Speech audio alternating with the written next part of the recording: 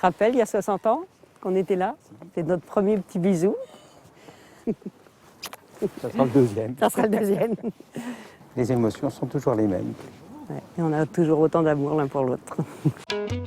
Un amour qui dure depuis 58 ans déjà et qui n'a pas pris une ride. Michel, tu peux m'éplucher des carottes et des courgettes là pour le repas de ce soir? Régine et Michel sont inséparables et complices jusque dans la cuisine. Normal, leur histoire d'amour a commencé en culotte courte. Michel venait d'emménager en face de chez moi. Je l'ai vu traverser la route et je me suis dit oh, qu'il est mignon ce petit gars-là. J'avais 11 ans et Michel 12 ans.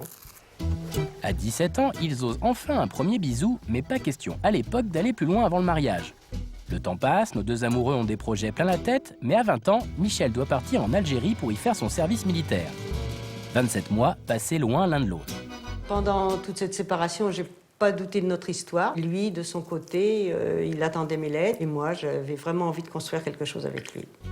De retour en France, Michel épouse tout de suite sa bien-aimée, suivent 3 enfants et 8 petits-enfants, un parcours sans faute qui fait rêver. Merci beaucoup. Ils étaient côte à côte sur les bancs de l'école, plus tard, ils ont osé un premier baiser, et puis ce fut le mariage, les enfants. Bref, un vrai conte de fées. Une longévité qui étonne, dans une société où l'on se quitte désormais pour un oui ou un non. En France, un mariage sur 2 dure moins de 10 ans. Alors, qui sont ces couples hors normes qui ont réussi à transformer une amourette d'enfance en histoire d'amour pour la vie?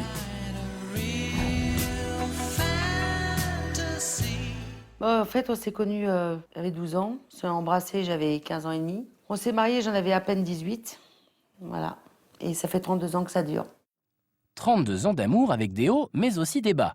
Le couple s'est connu très jeune et la naissance de leur fille va venir tout bouleverser.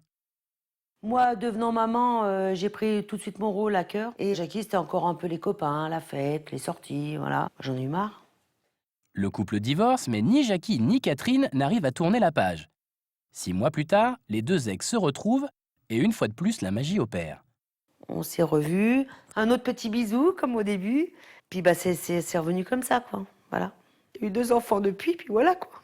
2 enfants et surtout un remariage. Se remarier, c'est une façon de dire t'es de nouveau ma femme. Je t'aime, je t'aime. Se dire je t'aime, c'est une chose, mais se le dire encore, après plusieurs années de vie commune, c'en est une autre.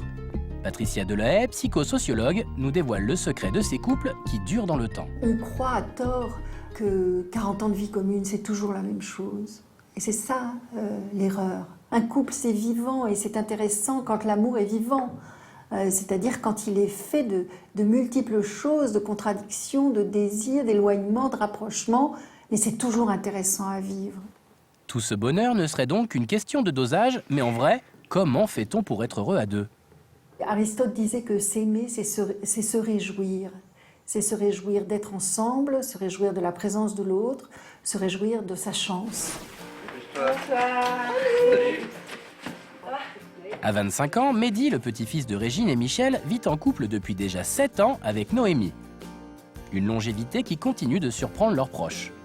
Bah, c'est vrai qu'après, justement, les potes ou choses comme ça nous disent souvent, mais comment vous faites?